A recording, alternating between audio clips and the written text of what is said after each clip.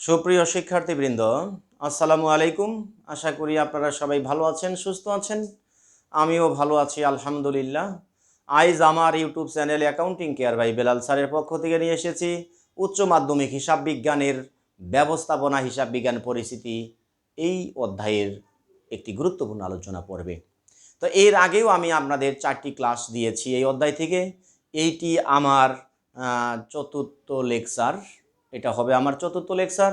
এর আগে আমি আপনার একটি সূত্রের ক্লাস দিয়েছি, 2টি গণিতের ক্লাস, অঙ্কের ক্লাস দিয়েছি। আজকে এটা আমাদের অঙ্কের তৃতীয় নাম্বার, কিন্তু অধ্যায়ের চতুর্থ নাম্বার লেকচার।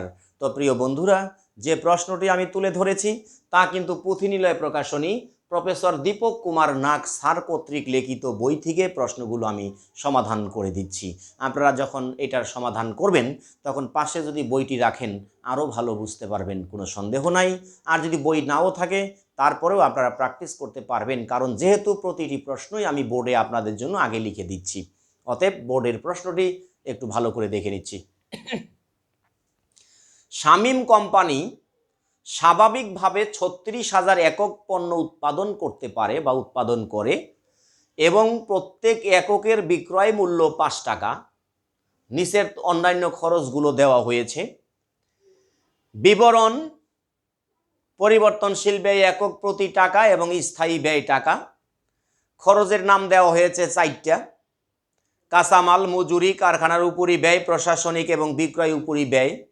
4টা খরচের নাম বরাবর কিন্তু পরিবর্তনশীল ব্যয়ের একক প্রতিগুলো দেওয়া আছে।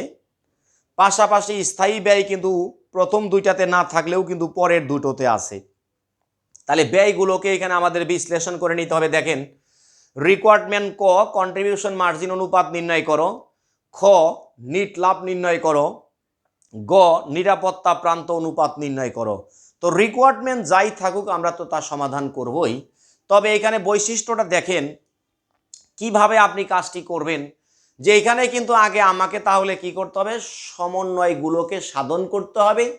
অর্থাৎ যে সমস্ত তথ্যগুলো এলোমেলো করে দেওয়া থাকবে এই এলোমেলো তথ্যগুলোকে কিন্তু আমাদের কি করতে হবে, একত্রিত করতে হবে। তো সেই দৃষ্টিকোণ থেকে দেখেন, আমাদের বিক্রয়ের একক প্রতি বিক্রয় মূল্য 5 টাকা, কিন্তু এটা একবারে দেওয়া হয়েছে, এর কোনো আর সাইড কোনো ইফেক্ট নাই বা তার কোনো শাখা প্রশাখা নাই, অতএব যা আছে তাই। কিন্তু দেখেন, আজকে পরিবর্তনশীল ব্যয় একক প্রতি বা একক প্রতি পরিবর্তনশীল ব্যয়ের উপাদান কিন্তু একটা নয়, এর উপাদান আছে কয়টা, 4টা।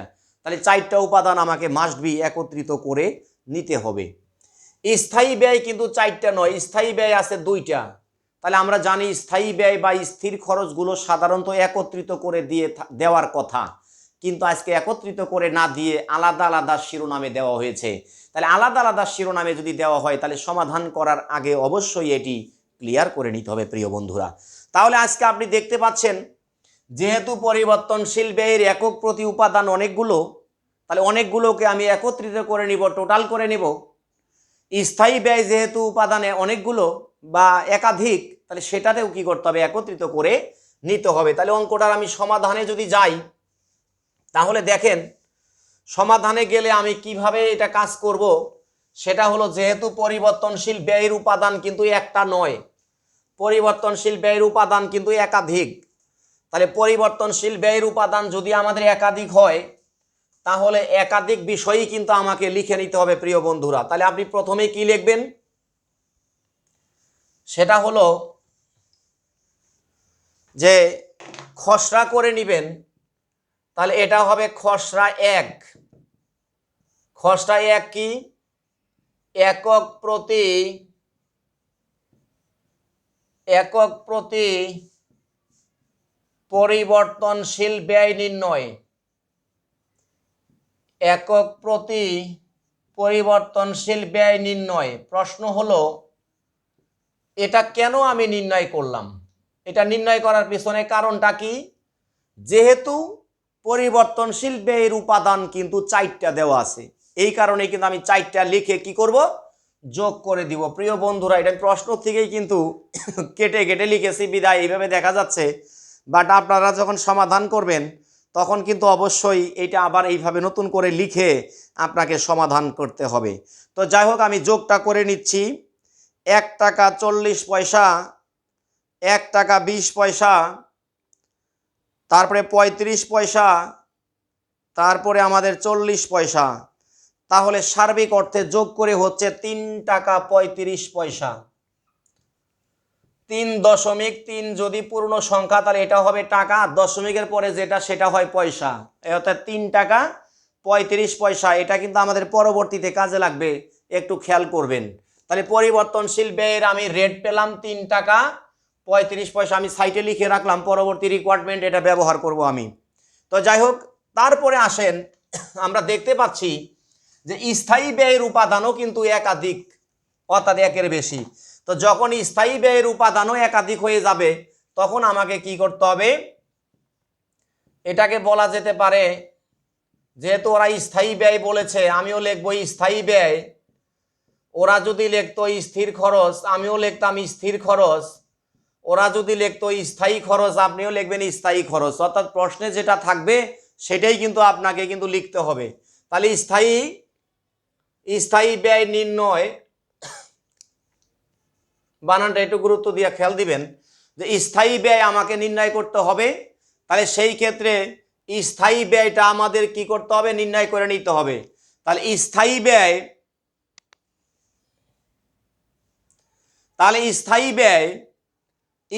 ব্যয় যদি থাকে স্থায়ী ব্যয় লিখবেন, স্থায়ী খরচ যদি থাকে স্থায়ী খরচ লিখবেন, যেটা প্রশ্নে থাকবে সেটাই আপনি লিখবেন। তাহলে স্থায়ী ব্যয়টা নির্ণয় করতেছি। আপনি দেখেছেন যে স্থায়ী ব্যয়ের উপাদান কিন্তু আমাদের 2টা ছিল। বলেন কয়টা ছিল? 2টা ছিল। তাহলে সেই 2টা নাম আগে আপনি লিখবেন। 2টা নাম লেখার পরে যে নাম বরাবর যা ছিল তা কিন্তু লিখবেন। এখন দেখেন এখানে আমাদের কারখানার উপরি ব্যয় বরাবর ছিল 4000 টাকা, আপনি 4000 টাকা লিখবেন।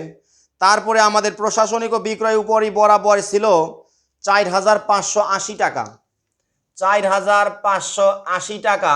তাহলে এটা আপনাকে কি করতে হবে, যোগ করতে হবে। তাহলে হবে 8580 টাকা। তাহলে এই 8580 টাকা কিন্তু আমার স্থায়ী ব্যয় হয়ে গেল, সেটা আপনাকে আবার মনে রাখতে হবে প্রিয় বন্ধুরা।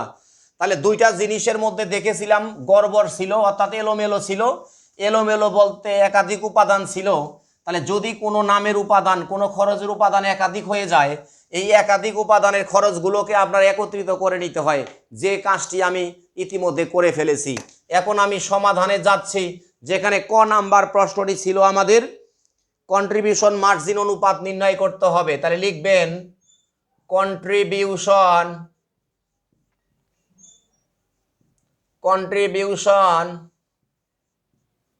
মার্জিন অনুপাত। মনে রাখবেন কন্ট্রিবিউশন মার্জিন অনুপাত যে কথা, তারপরে দত্তাংশ অনুপাত একই কথা, তারপরে অনুদান প্রান্ত অনুপাত একই কথা, অনুদান প্রান্ত অনুদান প্রান্ত অনুপাত। তাহলে এই 3টা বিষয় কিন্তু একই, আমি লিখে দিলাম কেন, যদিও বা প্রশ্নে নাই, কিন্তু আপনার মনে রাখতে সুবিধার জন্য যে এই 3টা বিষয় কিন্তু একই নাম, অর্থাৎ প্রশ্নে যাই থাকুক তা লেখে তার সূত্রটা কিন্তু একই। অর্থাৎ কন্ট্রিবিউশন মার্জিন অনুপাত যে কথা, দত্তাংশ অনুপাত একই কথা, অনুদান প্রান্ত অনুপাত একই কথা, আবার এইটাকেই বলা হয় পিভি অনুপাত। একেই কি বলা হয়, পিভি অনুপাত। তাহলে দেখেন একটা জিনিসের 4টা পারিভাষিক শব্দ, তাহলে এই শব্দগুলো প্রসঙ্গে যদি আপনি পরিচিত হন তাহলে অঙ্কটা করতে কিন্তু কোনো বাধা থাকবে না। তাহলে কন্ট্রিবিউশন মার্জিন অনুপাত যে কথা, দত্তাংশ অনুপাত একই কথা, অনুদান প্রান্ত অনুপাত একই কথা এবং পিভি অনুপাত একই করা, এই 4টা বিষয়ের সূত্র কিন্তু একই। তাহলে এই সূত্রটা এখন আপনি লিখে নেবেন। সেটা হলো, উপরে হলো আমার একক প্রতি বিক্রয় মূল্য, একক প্রতি বিক্রয় মূল্য মাইনাস হলো একক প্রতি পরিবর্তনশীল ব্যয়, একক প্রতি পরিবর্তনশীল ব্যয় ডিভাইডেড বাই আবার একক প্রতি বিক্রয় মূল্য, একক প্রতি বিক্রয় মূল্য অনুপাত হওয়ার কারণে শেষে গুণন 100। প্রিয় বন্ধুরা, এটাতে একটু ঝামেলাও আছে, একটু খেয়াল করেন, মনে রাখবেন যদি আমাদের একক প্রতি বিক্রয়ের পরিবর্তে যদি বিক্রয়ের টাকা ডিরেক্টলি দেওয়া থাকে তখন কিন্তু একক প্রতি বিক্রয় না লিখে আমি ডাইরেক্ট লিখবো বিক্রয় মূল্য। আজকে পরিবর্তনশীল ব্যয়ের ক্ষেত্রে একক প্রতি আমরা যোগ করে 3 টাকা 35 পয়সা বের করে নিয়েছি, সেটা কিন্তু একক প্রতি।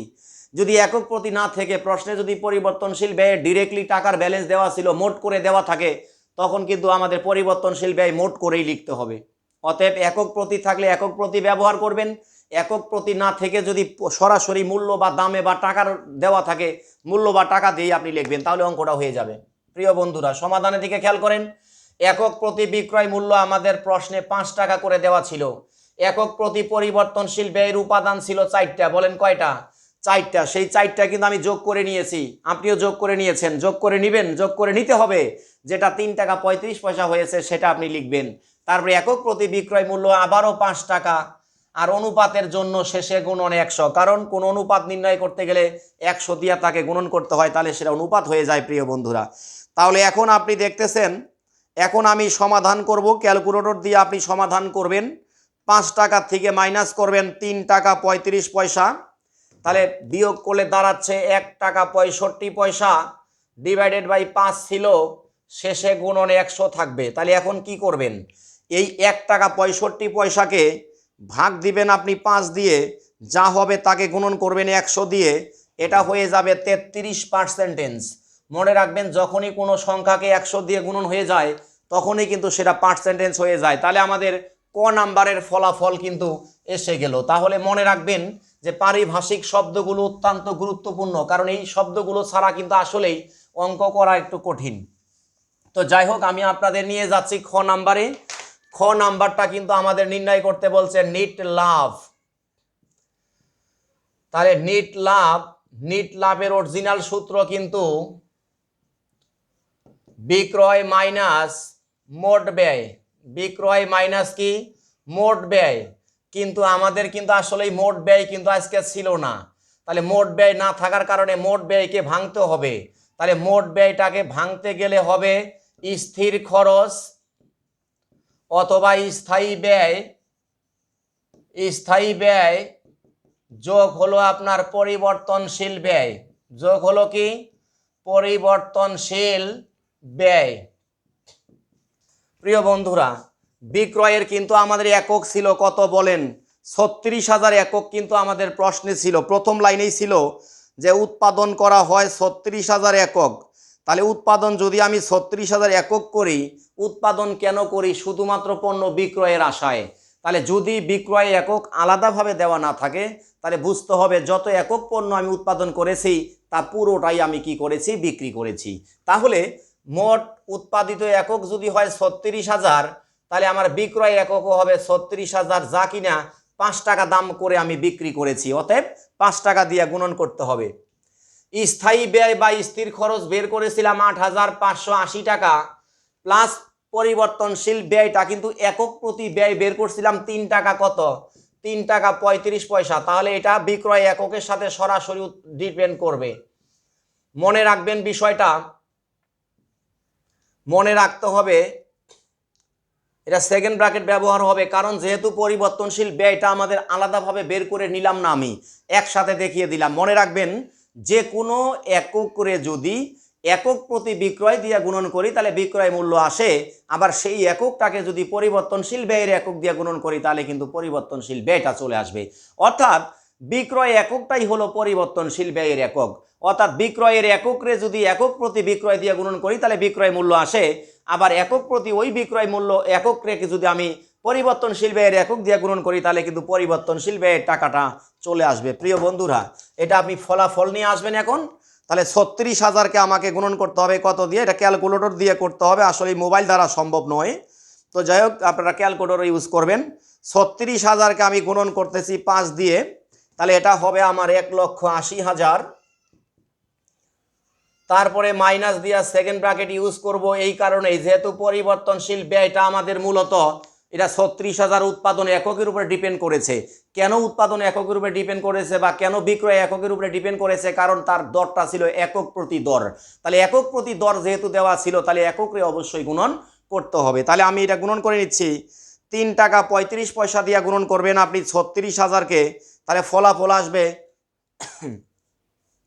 36,000কে গুণন করবেন আপনি 3 টাকা 35 পয়সা দিয়ে, তাহলে ফলাফল আসবে 1,20,600 টাকা। ক্যালকুলেটরটা ভালোভাবে আপনাকে ইউজ করতে হবে। তাহলে আবারও আসতেছে এখানে 1,80,000 মাইনাস, তাহলে দুইটা ব্যয় এখন আমি কি করব, একত্রিত করব অর্থাৎ যোগ করব। তাহলে 8,580 টাকা, তার সাথে যোগ হবে 1,20,600 টাকা, এসে যাবে 1,29,180 টাকা। 1,29,180 টাকা। তাহলে বিক্রয় করেছি আমি 1,80,000 আর মোট ব্যয় হয়েছে আমার 1,29,180 টাকা। তাহলে অবশ্যই আমার লাভ বের হয়েছে 50,820 টাকা। তাহলে এই 50,820 টাকা হলো আমাদের কি নিট লাভ, বা এটাকে নিট মুনাফা বলা হয়। এটাই কিন্তু আমাদের অ্যান্সার প্রিয় বন্ধুরা। এখন আমি আপনাদেরকে নিয়ে যাব গ নাম্বার ভার্সনে। গ নাম্বার আসলে কি করতে বলা হয়েছে সেটি আমি দেখে নিচ্ছি প্রশ্নটিতে। তাহলে গ নাম্বারে বলা হয়েছে নিরাপত্তা প্রান্ত অনুপাত। চলে যাচ্ছি নিরাপত্তা প্রান্ত অনুপাত। প্রিয় বন্ধুরা, গ নাম্বারে কিন্তু ছিল নিরাপত্তা প্রান্ত অনুপাত। তো নিরাপত্তা প্রান্ত অনুপাতের সূত্রটা হলো প্রকৃত বিক্রয় মাইনাস সমচ্ছেদ বিক্রয় ডিভাইডেড বাই প্রকৃত বিক্রয় শেষে গুণন 100। আজকের প্রশ্নের ভিতরে কিন্তু প্রকৃত বিক্রয় দেওয়া ছিল না, তবে উৎপাদন একক দেওয়া ছিল। যেটাই আমাদের উৎপাদন একক সেটাই কিন্তু আমাদের বিক্রয় একক, অর্থাৎ পণ্য উৎপাদন করা হয় শুধুমাত্র বিক্রয়ের আশায়। তাহলে উৎপাদন একক দেওয়া আছে, বিক্রয় একক দেওয়া নাই। তাহলে বুঝতে হবে যে পরিমাণ পণ্য আমি উৎপাদন করেছি তা পুরোটাই বিক্রি করা হয়েছে, অর্থাৎ উৎপাদন এককটাই আজকে আমাদের বিক্রয় একক হয়ে যাবে প্রিয় বন্ধুরা। তাহলে যেহেতু আমাদের এখানে প্রকৃত বিক্রয় আমাদের সূত্র দরকার আছে, তাহলে প্রকৃত বিক্রয় আপনাকে বের করে নিতে হবে। তাহলে এই ক্ষেত্রে একক দেওয়া ছিল 36,000 আর একক প্রতি দর ছিল আমার কত, 5 টাকা। তাহলে 36,000কে আপনি কি করবেন, 5 টাকা দিয়ে গুণন করে নেবেন। তাহলে অবশ্যই ক্যালকুলেটর দিয়ে সেটা করবেন, মনে মনে কখনই করার চেষ্টা করবেন না। তাহলে 36,000কে গুণন করতে হবে মূলত 5 টাকা দিয়ে, ফলাফল আসবে আমার 1,80,000। পরবর্তীতে আসেন সমচ্ছেদ বিন্দু বা সমচ্ছেদ বিক্রয়, একই জিনিস। সমচ্ছেদ বিন্দু যে কথা, সমচ্ছেদ বিক্রয় কিন্তু একই কথা। আজকে কিন্তু আমাদের সমচ্ছেদ বিন্দু বা সমচ্ছেদ বিক্রয় কিন্তু প্রশ্নে দেওয়া ছিল না, অথচ আমাদের একটি সূত্রে দরকার আছে। তাহলে এই ক্ষেত্রে সমচ্ছেদ বিক্রয়টা আপনাকে ডাইন পাশে সাইড নোট দিয়ে কি করতে হবে, বের করে নিতে হবে, যার সূত্র স্থায়ী ব্যয় ডিভাইডেড বাই কন্ট্রিবিউশন মার্জিন। তাহলে এই অঙ্কের স্থায়ী ব্যয়টা কত ছিল, এই অঙ্কের স্থায়ী ব্যয়টা কিন্তু আমাদের ছিল, এই অঙ্কের স্থায়ী ব্যয়টা আমাদের ছিল কিন্তু যোগ করে 8,580 টাকা। এটা যোগ করে হয়েছিল 8,580 টাকা। আর কন্ট্রিবিউশন মার্জিন অনুপাত কিন্তু আমরা নিজেরা বের করেছিলাম 33%। তাহলে 33% দিয়ে যদি আমি ওই 8,580কে ভাগ করি তাহলে কিন্তু ফলাফল চলে আসবে, অর্থাৎ স্থায়ী ব্যয় ছিল আমাদের 8,580 টাকা, আর একে ভাগ দিতে হবে আপনাকে 33% দিয়ে। তাহলে আমাদের সমচ্ছেদ বিক্রয় চলে আসতেছে মাত্র 26,000 টাকা। তাহলে সমচ্ছেদ বিক্রয়ের সূত্র কিন্তু একাধিক আছে। তো এই একাধিক সূত্রের মধ্য থেকে সমচ্ছেদ বিক্রয়ের সূত্র কি কি আছে একটু আমি আপনাদের বলে নেই। সেটা হলো 1 নাম্বার ছিল স্থায়ী ব্যয় ডিভাইডেড বাই বিক্রয় মাইনাস পরিবর্তনশীল ব্যয় শেষে গুণন 100। এই সূত্রও ব্যবহার করতে পারবো, অথবা উপরে স্থায়ী ব্যয় নিচে কন্ট্রিবিউশন মার্জিন শেষে গুণন 100, এটাও ব্যবহার করতে পারবো, অথবা স্থায়ী ব্যয় ডিভাইডেড বাই কন্ট্রিবিউশন মার্জিন অনুপাত। তাহলে সেই কন্ট্রিবিউশন মার্জিন অনুপাতের সাহায্যে আমি কি করেছি, এই মানটা নিয়ে এসেছি। তাহলে এখন আর অঙ্ক করতে আমাদের কোনো সমস্যা থাকবে না। তাহলে প্রকৃত বিক্রয় আমাদের কত, 1,80,000, সমচ্ছেদ বিক্রয় পেয়েছি আমি 26,000, তারপরে প্রকৃত বিক্রয় আবারও 1,80,000, শেষে গুণন দিয়ে 100। তাহলে বিয়োগটা করে নেবেন ভালো করে, ক্যালকুলেটরের সাহায্যে বিয়োগ দিবেন। তাহলে 26,000 বাদ দিতে হবে কোথার থেকে, 26,000 বাদ দিতে হবে আমাদের 1,80,000 থেকে। তাহলে দাঁড়াবে 1,54,000। এই 1,54,000কে আপনি 1,80,000 দিয়ে ভাগ দিবেন এবং 100 দিয়ে গুণন দিবেন। তাহলে ফলাফলটা কিন্তু অনুপাত বা পার্সেন্টেজ চলে আসবে। কেন পার্সেন্টেজ চলে আসবে, কারণ এটা 100 দিয়ে গুণন করা হয়েছে। তাহলে 1,54,000কে 1,80,000 দিয়ে ভাগ এবং 100 দিয়ে গুণন করলে ফলাফল দাঁড়াবে 86%। এটা মূলত আসছে 85.56%। এটাকে আমরা অথবা দিয়া লিখতে পারবো 86%, কারণ আমরা জানি দশমিকের পরে সংখ্যাটা যদি 5 থেকে 9 পর্যন্ত হয় পূর্বের সংখ্যার সাথে কি 1 যোগ করে নিয়ে অঙ্ক করা যায়। প্রিয় বন্ধুরা, একটি গুরুত্বপূর্ণ অঙ্ক আমি কথা বললাম এতক্ষণ, তো আশা করি বুঝতে পেরেছেন। যখন অঙ্কগুলো সমাধান করবেন এই দীপক কুমার নাগ স্যারের বইটি পাশে রাখবেন, তাহলে আমার সমাধানগুলো খুব ভালোভাবে বুঝতে পারবেন। তো আশা করি বইটি সংগ্রহ করবেন, আর যদি সংগ্রহ নাও থাকে সমস্যা নাই, কারণ যেহেতু আমি প্রশ্নগুলো বোর্ডে লিখে দিয়ে ব্যাখ্যা বিশ্লেষণ করে তারপরে সূত্র প্রয়োগ করতেছি। আপনারা আমার চ্যানেলের সাথে সর্বদাই থাকেন, আমার সাথে সর্বদাই থাকেন, তাহলে ক্লাসগুলো বেশি বেশি করে দেখেন, বন্ধুদেরকে দেখতে বলেন, আপনারা নিজেরা দেখবেন, বন্ধুদেরকে দেখতে বলবেন। তাহলে আমার ব্যক্তিগত বিশ্বাস, তাহলে অন্য কোথাও আর প্রাইভেট পড়তে হবে না, কারণ আমি আপনাদের বই থেকে প্রতিটি অঙ্কের ক্লাস দিব এবং দিচ্ছি। শুধু আপনারা আমার ক্লাসের সাথে থাকবেন, আমার চ্যানেলের সাথেই থাকবেন। ভালো থাকেন, সুস্থ থাকেন, দেখা হবে পরবর্তী ক্লাসে। সে নাগাদ সবার সুস্থতা কামনা করে বিদায় নিচ্ছি। আল্লাহ হাফেজ।